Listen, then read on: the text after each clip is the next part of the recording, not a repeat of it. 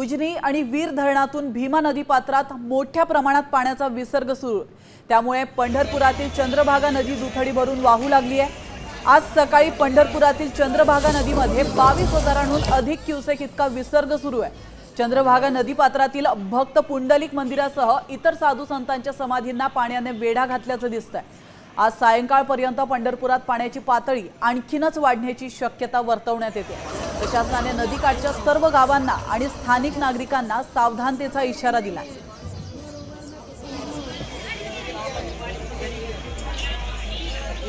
तर आपण या दृश्यांच्या माध्यमातून पाहू शकतो, उजनी आणि वीर धरणातून भीमा नदी पात्रामध्ये मोठ्या प्रमाणात पाण्याचा विसर्ग सुरू करण्यात आलाय।